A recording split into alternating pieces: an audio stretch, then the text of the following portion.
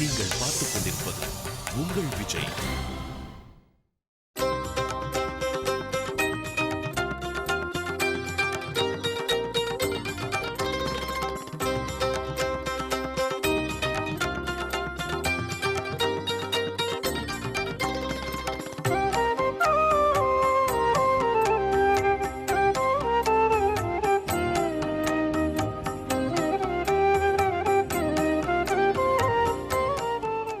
அகஸ்தியருடைய தபோவலிமையை பற்றி நாம் பேச வேண்டும் என்றால், நம்மை போன்ற சாமானிய மனிதர்களுக்கு அதற்கு என்று தனியான ஒரு தபோபலம் இருக்க வேண்டும்.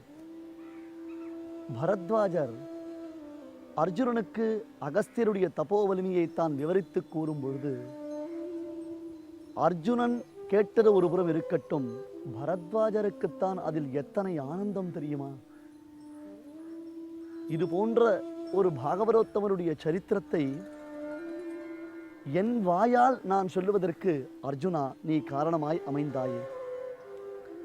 தீர்த்த யாத்திரை செய்ய வேண்டும் என்னும் விருப்பத்தினால் வந்திருந்த நீ இங்குள்ள தீர்த்தங்களின் பெருமைகளை எல்லாம் அறிய வேண்டும் என்று ஆவல் கொண்டவனாக, அதிலும் குறிப்பாக ஸ்வர்ணமுகரி என்னும் இந்த புண்ணிய நதி, பிரவகித்து ஓடக்கூடிய புண்ணிய நதி, இப்படித்தான் புராணங்களில் வர்ணிக்கப்பட்டிருக்கிறது. ஆனால் இப்பொழுது இந்த நதியை நாம் பார்க்கும் பொழுது நம்முடைய மனது வேதனை அடைகின்றது.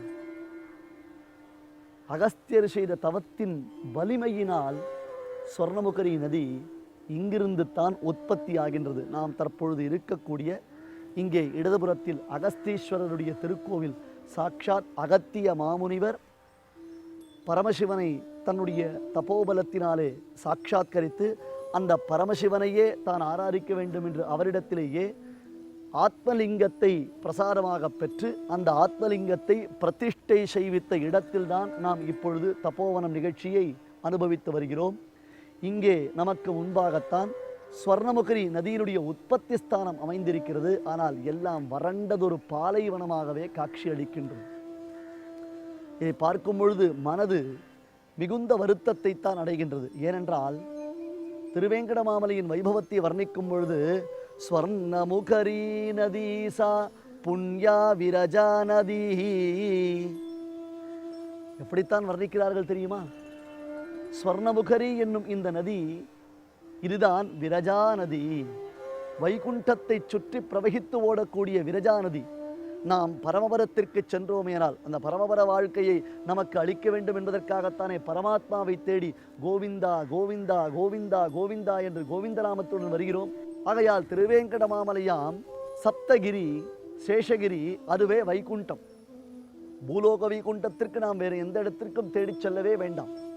பூலோக வைகுண்டத்தை தனியாக ஒரு இடத்தில் சென்று நாம் அனுபவிக்க வேண்டிய அவசியமே கிடையாது. ஏனென்றால் இந்த சேஷகிரி இருக்கின்றது. அந்த சேஷகிரியின் மீது மலையப்ப சுவாமியான பெருமான் எழுந்தெழுந்திருக்கிறான ஸ்ரீனிவாசன், அவன்தானே வைகுண்டநாதன். அத்தகு பூலோக வைகுண்டமாக திரு வேங்கடமாமலை திகழும் பொழுது ஸ்வர்ணமுகரி நதி, இந்த மலையை சுற்றி பிரவகித்து ஓடக்கூடிய நதி, அதுதான் விரஜா நதி என்கின்றன புராணங்கள்.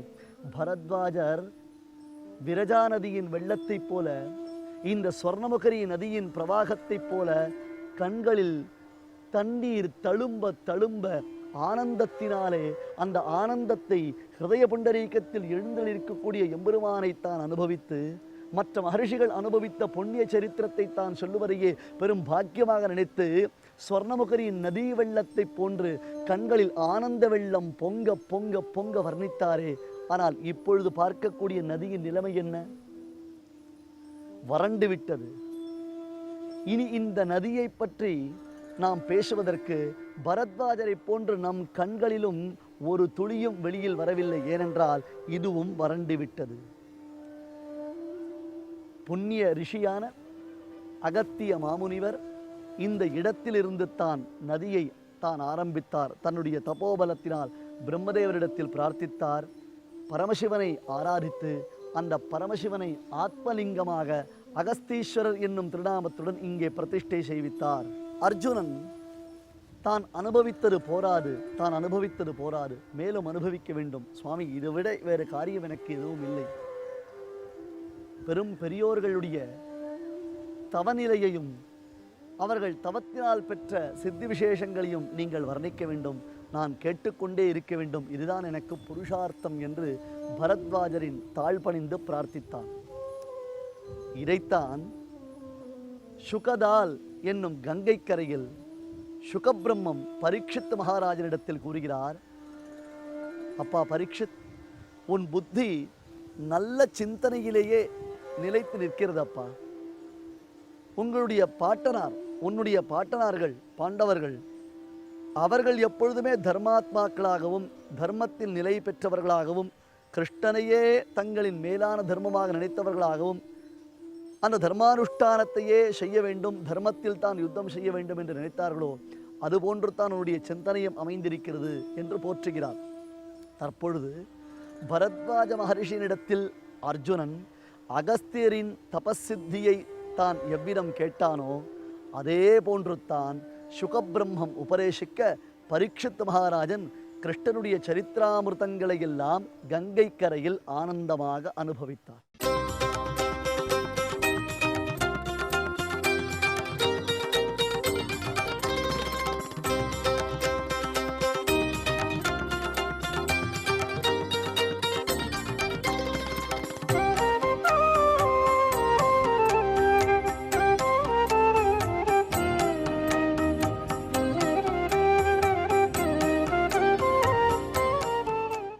அகஸ்தியருடைய தபோபலத்தில் ஒரு சிறு திவலையாக அசுரகபல கிராசினஹா என்னும் அந்த சரித்திர விசேஷத்தை நாம் அனுபவித்து வருகிறோம். அதாவது இல்வலன் வாதாபி என்னும் சகோதரர்கள், அவர்கள் முனிவர்களை கொல்லுவதையே தங்கள் கடமையாக நினைத்திருந்தார்கள்.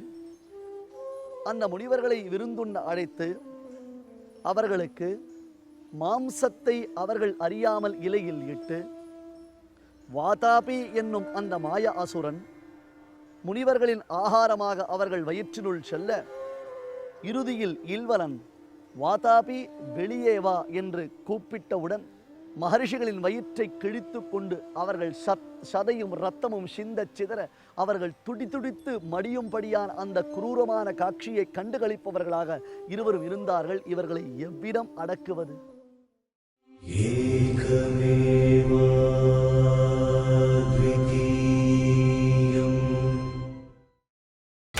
நீங்கள் பார்த்துக் கொண்டிருப்பது உங்கள் விஜய். இவர்களை யாரால் அடக்க முடியும் என்றால், இதோ இங்கே அகஸ்தீஸ்வரரை பிரதிஷ்டை செய்வித்த தபோதனர், ஸ்வர்ணமுகரி என்னும் மகாநதியை உண்டு செய்ததான மகரிஷி, விந்தியமலையினுடைய வளர்ச்சியை தடுத்த மகாத்மா, சமுத்திர ஜலத்தை அச்சுதாய நமஹா என்று உள்ளங்கையில் அடக்கி ஆச்சமனம் செய்து தன் வயிற்றை நிரப்பிக்கொண்டதான முனிவர், அந்த அகஸ்தியரை விடுத்து வேறு யாரிடத்தில் சென்று கேட்க முடியும்? வேறு யார் தங்களுக்கு உதவி செய்வார்கள் என்பதாக நிச்சயித்தார்கள். அதற்கும் ஒரு காலம் வந்தது. ஆம், அகஸ்தியர் ஒரு சமயம் காட்டு வழியாக சென்று கொண்டிருந்தார். அடர்ந்த காடு, கொடிய மிருகங்கள் மற்றும் விஷஜந்துக்கள் நிறைந்திருக்கக்கூடிய அந்த காட்டுக்குள்ளே அகஸ்தியர் தன்னந்தனியாக செல்லுகிறார். தபோவலிமை கொண்டவருக்கு தயக்கம் எப்படி உண்டாகும்? தயக்கமே இல்லை அவருக்கு. அந்த காட்டுக்குள்ளே சென்றிருக்கும் பொழுது ஒரு விருட்சத்தில் பலரும் தலைகீழாக தொங்கிக் கொண்டு தவம் புரிவதை பார்த்தார். இது ஒரு அதிசயம்தானே. ஒரு மரத்தின் கிளைகளில் பலரும் தலைகீழாக தொங்கிக் கொண்டு தவம் புரிந்து கொண்டிருக்கிறார்கள். யார் இவர்கள்?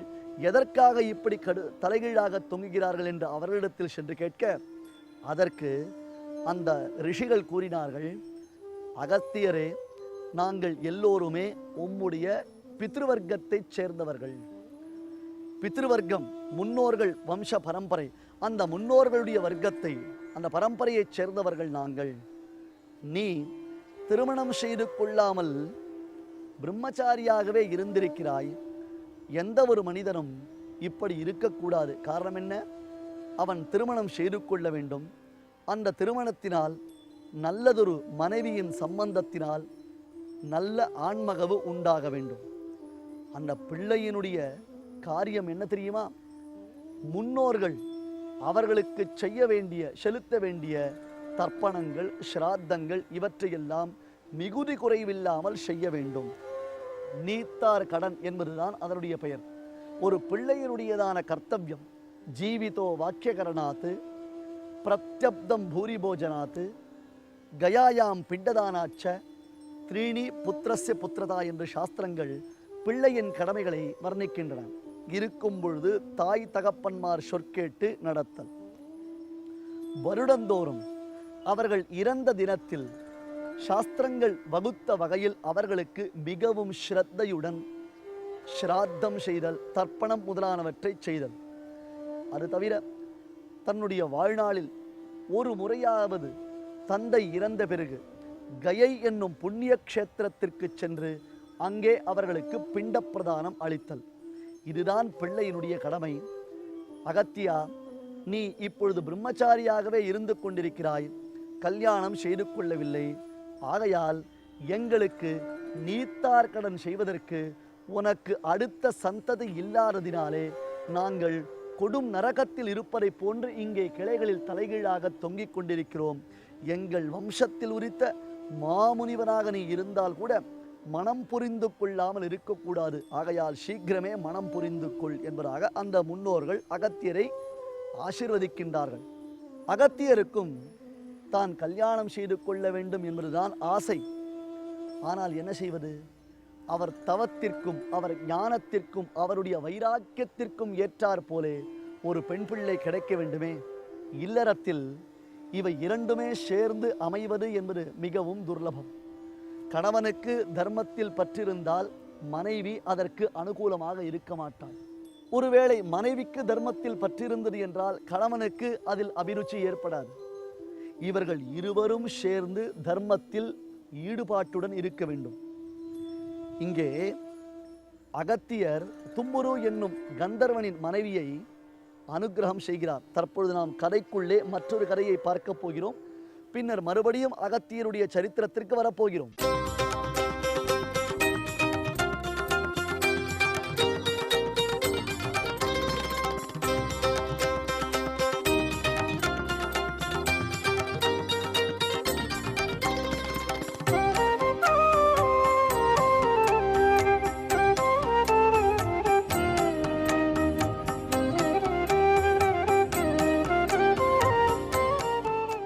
திருவேங்கடமாமலையில் கோணதீர்த்தம் என்னும் ஒரு புண்ணிய தீர்த்த விசேஷம் அமைந்திருக்கிறது. அதன் கரையில் தும்புரு என்னும் கந்தர்வனின் மனைவிக்கு அகத்தியர் உபதேசம் செய்கிறார். ஏனென்றால் தும்புரு ஒரு சமயம் மாசி மாதத்தில் விடியற்காலையில் எழுந்திருந்து தலைக்கு ஸ்நானம் செய்து கொண்டு நெற்றிக்கு திலகமிட்டு கொண்டு வீடு பெருக்கி வாசல் தெளித்து கோலமிட்டு பகவானுக்கு நல்ல புஷ்பங்களை எல்லாம் பறித்து அவர் திருவாராதனத்திற்கு தேவையான வஸ்துக்களை எல்லாம் சேர்த்து வைத்து நல்ல விளக்கேற்றி வைத்து அப்பெருமானை தான் ஆராதிக்க வேண்டும் என்று ஆசை கொண்டு தன் மனைவியினிடத்தில் நியாயமானதொரு இந்த விருப்பத்தை தெரிவித்தார் தும்புரு என்னும் அந்த கந்தர்வன். ஆனால் அவள் மனைவியோ, இது குளிரான காலம், இந்த காலத்தில் பின்மாலை வேளையில் விடியற்காலை வேளையில் எழுந்திருப்பது கடினம், அதுவும் எழுந்தவுடன் வீடு பெருக்கி கோலமிடுவதோ மெழுகுவதோ இவையெல்லாம் கடினமான காரியங்கள்.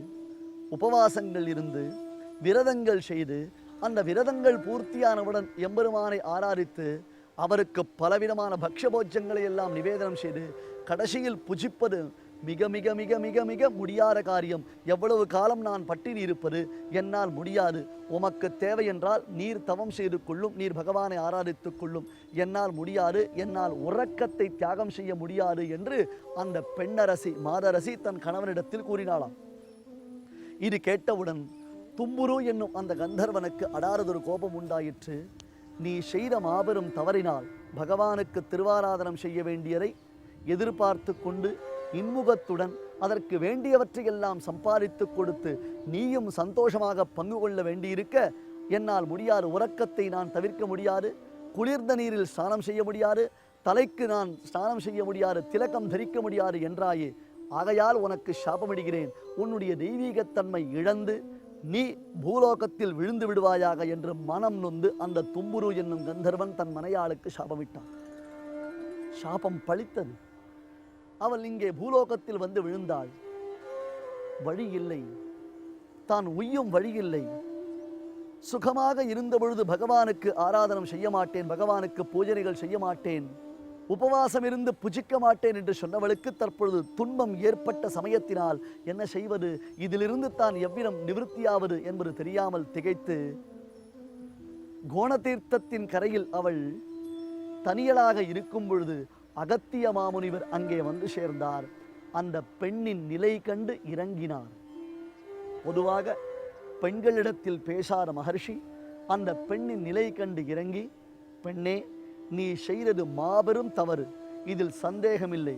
உன் கணவன் தர்மத்திற்காக பகவத் பக்திக்காக சில காரியங்களை செய்த பொழுது நீ அதில் அனுகூலமாக ஒத்துழைப்புடன் இருந்திருக்க வேண்டும். ஆனால் ஒத்துழைக்க மறுத்ததினால் உனக்கு இத்தகுதான ஒரு சாபம் ஏற்பட்டது. இங்கே கோணதீர்த்தத்தில் ஸ்நானம் செய்து நீ நற்கதி அடைவாயாக என்று கூறிய அகஸ்தியர் அப்பொழுது அந்த பெண்ணுக்கு பதிவிரதா தர்மம் என்றால் என்ன, ஒரு பெண் தன் கணவனிடத்தில் எவ்விதம் இருக்க வேண்டும், நல்ல பக்தியிலும் ஞானத்திலும் வைராக்கியத்திலும் சக்தியிலும் தவத்திலும் சிறந்தவனாக ஒரு புருஷன் இருந்தானேயானால் அந்த புருஷனிடத்தில் பெண் எப்படி இருக்க வேண்டும் என்பதான தர்மோபதேசத்தை செய்கிறார். ஆகையால் தற்பொழுது அகத்திய மாமுனிவர் தான் கல்யாணம் செய்து கொள்ள வேண்டும் என்றால் தனக்கு தகுந்த ஒரு பெண்ணை தேடாமல் இருப்பாரா? விட்ட இடத்திற்கு நாம் மறுபடியும் வந்து இந்த கதையை தொடர்கிறோம். தன் பிதர்கள் மரத்தின் தலைகீழாக தொங்கிக் கொண்டிருப்பதையும் அவர்கள் படும் துயரத்தையும் பார்த்த அகத்தியர், தவம் புரிவது ஒரு பக்கம் இருக்கட்டும், இல்லறத்தில் இருந்து கொண்டே நாம் தவம் புரிந்தால் என்ன தவறு என்று நினைத்தார். நிவிருத்த ராகஸ்ய கிரகம் தபோவனம், வசிஷ்டர் அருந்ததி, அகஸ்தியர் லோபாமுத்ரை, அத்தரி அனசூயா, எத்தனை மகர்ஷிகள் தங்கள் மனைவியருடன் கூடியிருந்து தான் பெரும் செல்வமான தவத்தை சம்பாதித்திருக்கிறார்கள். சந்நியாசிகளாக அவர்கள் இல்லை, இல்லறத்தில் இருந்து கொண்டு கூட தவம் செய்ய முடியும் என்பதற்குத்தான் நிவிருத்த ராகஸ்ய கிரகம் தபோவனம்.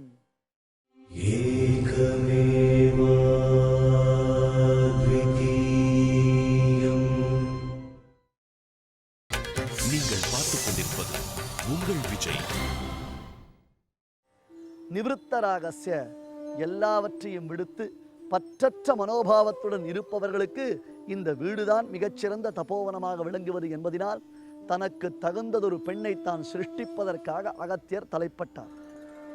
உலகத்தில் உள்ள உயர்ந்த அம்சங்கள் எல்லாவற்றையும் பொருந்தியதான ஒரு பெண்ணை சிருஷ்டித்த அகத்தியர் அந்த பெண்ணை விதர்ப்ப தேசத்து அரசனுக்கு மகளாக பிறக்கும்படியாக தன் தபோவலிமையினாலே உண்டு செய்தார்.